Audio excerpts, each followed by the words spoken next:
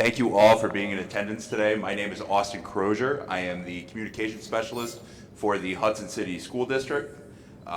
It is my pleasure and my privilege to introduce the Hudson Bluehawk Academy to you today. We launched on Wednesday, February 1st, and it was a great day.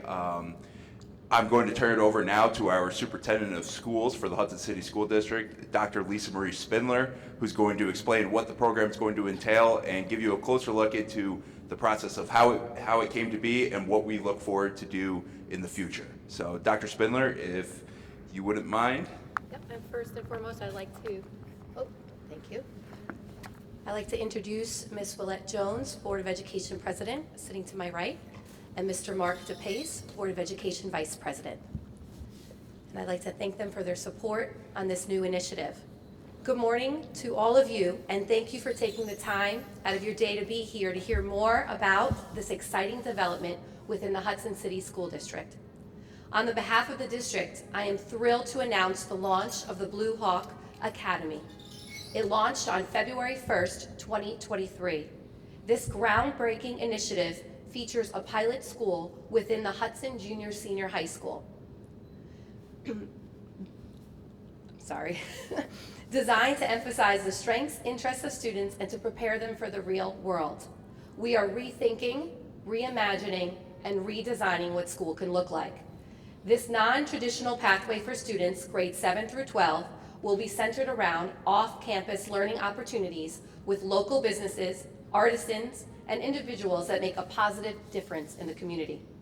The Hudson Bluehawk Academy will start with 34 scholars who will have flexible schedules based on their strong points and passions, built and monitored by 3 new staff members: Megan Amendola, a career guidance counselor; Michelle Donnelly, a former social worker and our current social worker; Larry Walker, a professional focused in restorative justice practices.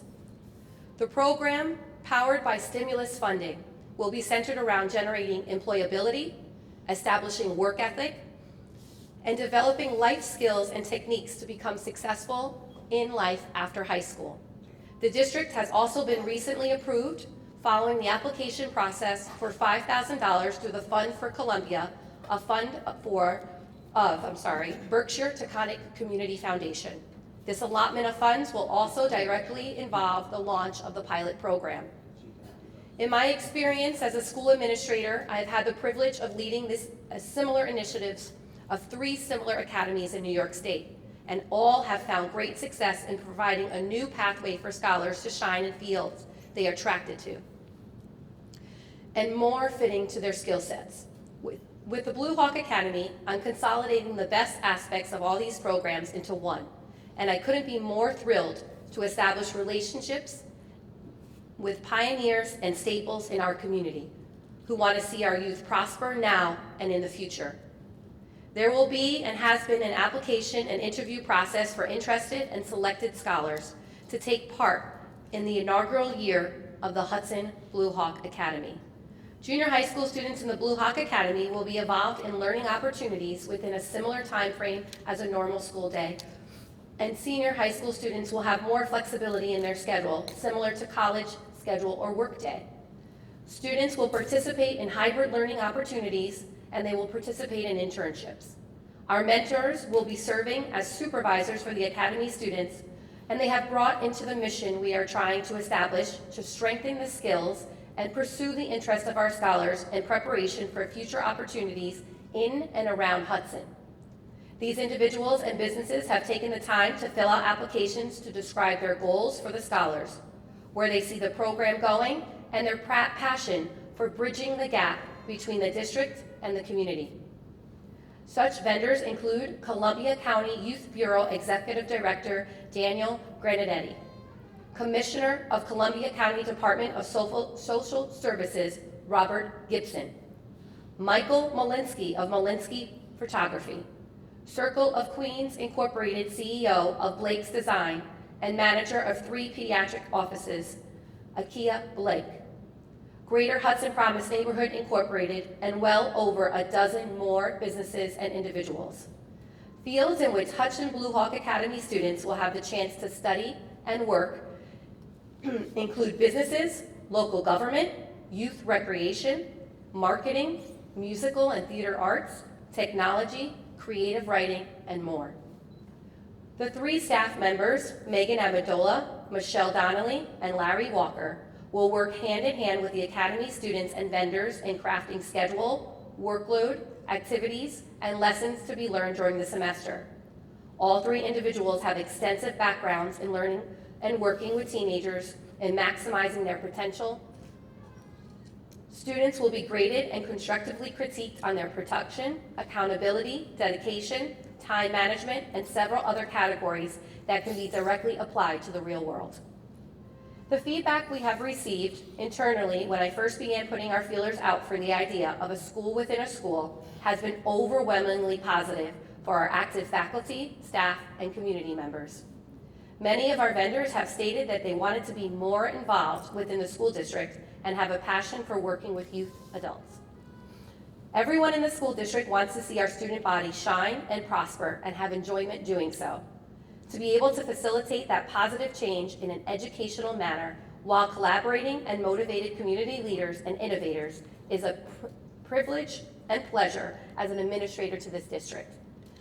To say that I am psyched to see the immediate and long-term impacts of the launch of the Bluehawk Academy would be an understatement. Together, we will be able to emphasize that Hudson has heart. Again, I'd like to thank you all for your support and attendance today. As I turn it over to our Vice President of the Board of Education, Mr. Mark DePace, to speak a little further on the Bluehawk Academy. Thank you, Dr. Steinler. Thank you all for being here. As a board, we've tasked our administrators and Dr. Spindler with bringing fresh ideas and innovative programs to the table. We want everybody to find new ways to motivate and inspire all of our students to succeed. We're hoping as a district and as a community we can learn from this experience and continue to evolve, becoming a model and destination for educators and students in Columbia County and beyond. One of our biggest goals is to find ways to strengthen connections within the community, and we think this is a really good start. As a local business owner, I'm also very excited to share my passion and expertise with students in the Bluehawk Academy and hope other local businesses follow suit and take advantage of this opportunity. Thank you again.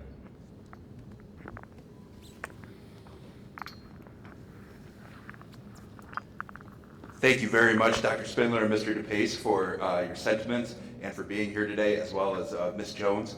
I'd like to open it up now to our members of the media if they have any questions, further questions following our press statement today.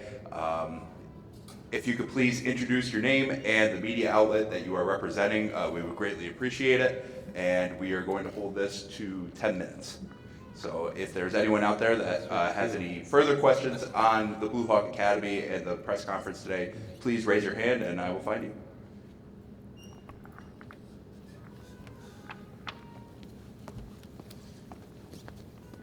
Thank you. I wanted to ask, how would this affect students as a whole? How will this affect students as a whole? We hope this will be a positive experience for them, broaden their experiences in high school, and take skills that they can take beyond the high school experience.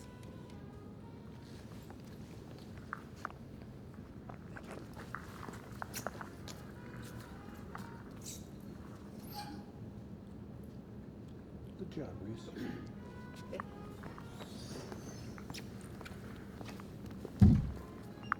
Is there any precedent where the students who participate in a program like this have an advantage over students who don't when it comes to getting into the job market or furthering their education with college?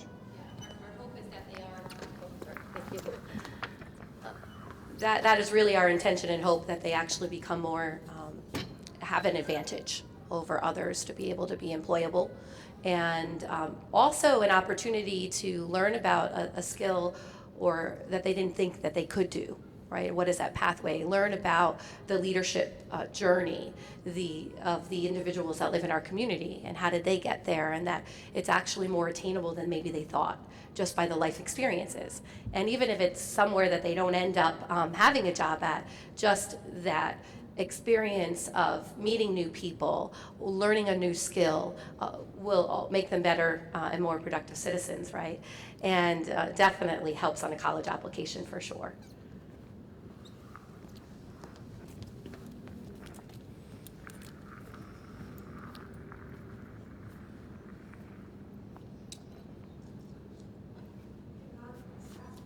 Yes.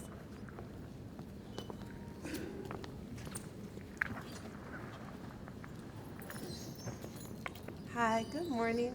I had one question about how it connects to academics, and if students who are enrolled in this program, if they'll have to test to graduate, and if what is the mechanism that allows them to still be on pace for that? Yeah.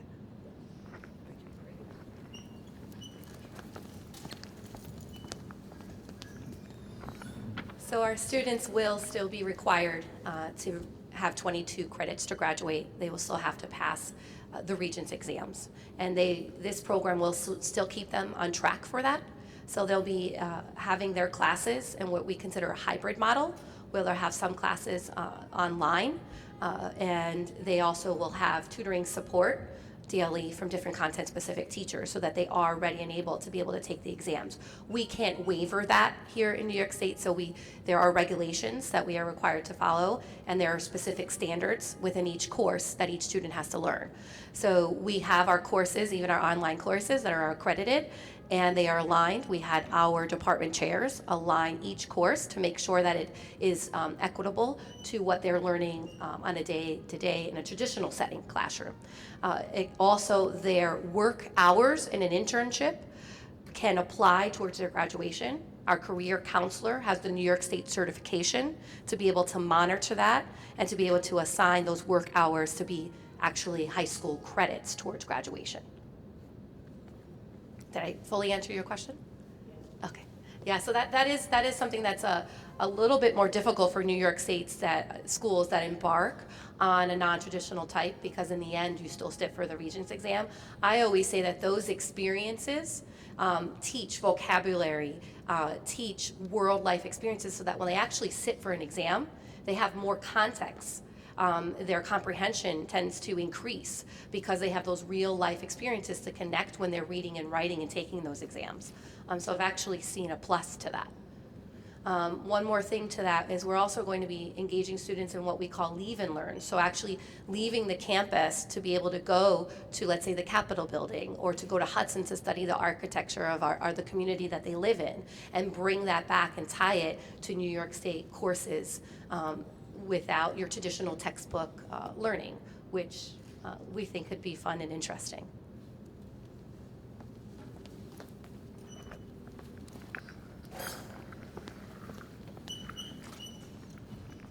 Hello, I have a question. So is this program for all youth, or what's the selection process of this program? Are there certain youth selected to be in this, or can any youth volunteer?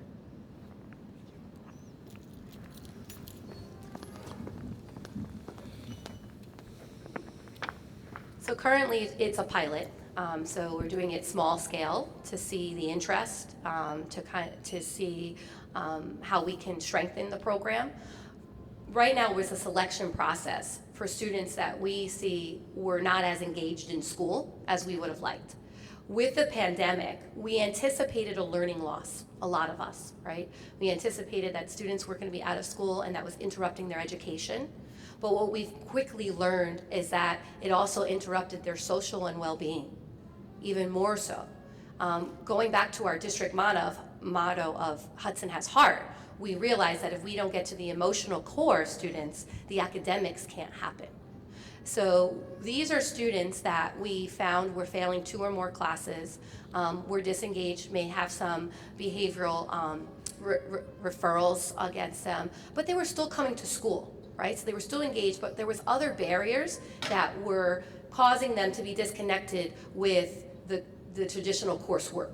Right, so we selected students who we saw were not on path for graduation, so maybe what we consider overaged and undercredited. So you should be receiving on average about 4.5 to 5 credits. So they were under their credits, and currently, as it sits, failing 2 or more classes and/or had some referrals. And we also looked at students that might have some school phobias or anxieties as well that would perform better in a smaller class setting. So we pulled those students together, contacted parents and asked, would this program be something that you would be interested in? So we didn't force anybody into this program. We explained what it was, and parents were very eager and excited about this opportunity, understanding that their scholar may learn in different ways. We actually have a waiting list for the program right now. And we anticipate, if it goes successful, to double the amount of students for next year. Obviously, there's cost associated with it, but we took an intentional focus for the stimulus money. That's what it was intended for, to bridge the gap to what happened because of COVID. And so we're directing those funds in that manner. But we're hoping if we see this being successful and a new way for students to learn and be engaged, then we're going to expand as far as we need to expand to incorporate this type of experience for students. But some students perform really well with the traditional setting of a 9-period day with 9 courses given on the same day, and that's okay, right? They're learning and prospering that way. This is just another way to be able to learn. And there's also schools called project-based learning schools or big picture schools that will be mimicking and getting some support from professional development to expand this project.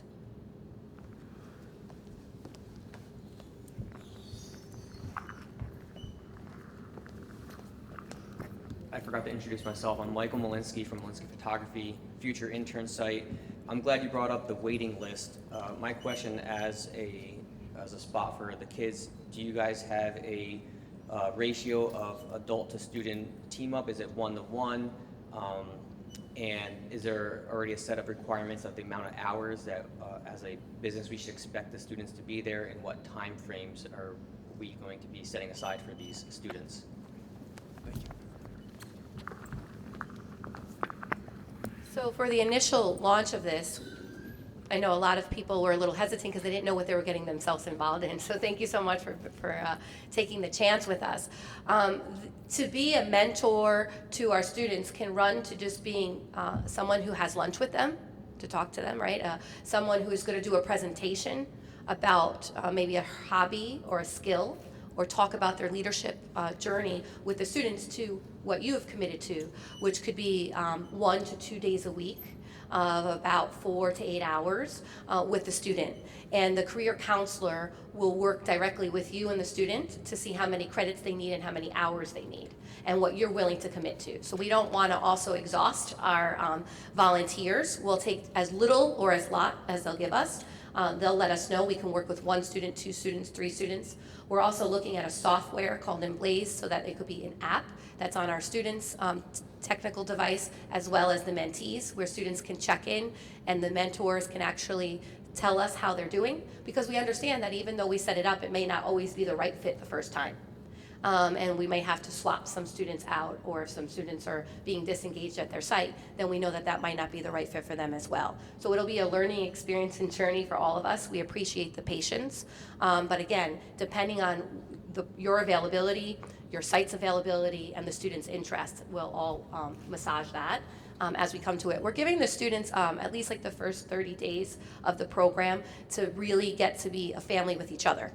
Learn who they are, learn their new staff, us to do interest inventories, goal-setting worksheets, and we're also going to be putting together a presentation for them with each of the mentors so that they can pick who they want to be with. We want the student's voice to be heard about what they're passionate about, or maybe learn about something that they never thought would be an avenue that they would pursue. We have time for one more question, if there is one. Sure. But I really want to know, how do you feel about the program? How does Hudson High as a whole feel as a program?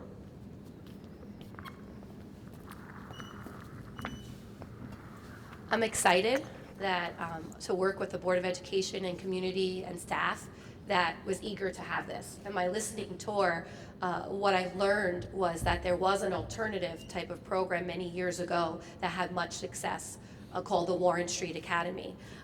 This is a non-traditional flexible program, and I'm very intentional about the words that we use because alternative sometimes can have a negative connotation to it, and non-traditional and flexible is really more of what it is.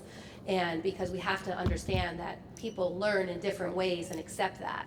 So it's, again, kind of figurative with the words, but really intentional with them. Very excited about it. I wish I could teach it myself and be part of it. It's actually a way for me to be grounded and actually work with students myself.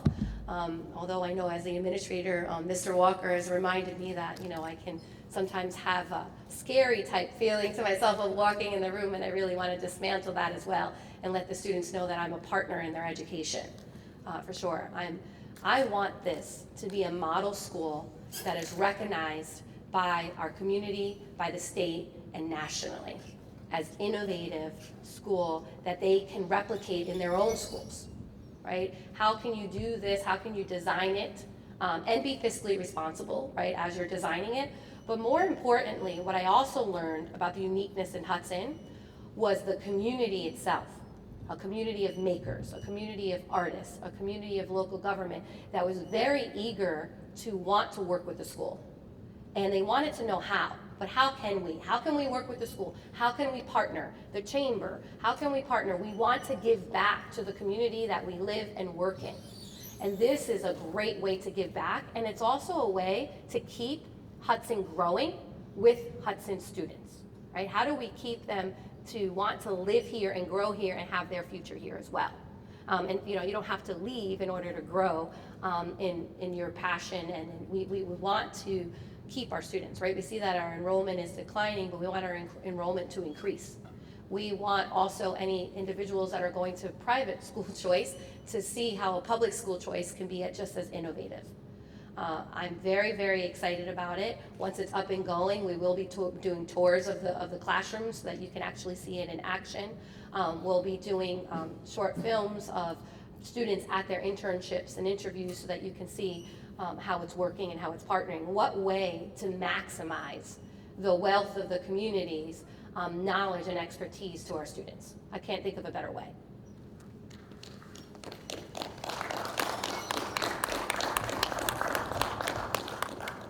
And with that, I would like to thank you all for coming today. I would like to thank our speakers, Dr. Spindler, Vice President DePace, and President Jones for being here and to bring in the Bluehawk Academy. I'd like to thank our vendors and mentors that took the time out of their day to be here today to bring in the Bluehawk Academy with us, as well as Mr. Walker, one of the administrators for the program, and Dr. Hernandez from the district office. Thank you all for coming today, and we can't wait to share the positivity that's going to come from this program.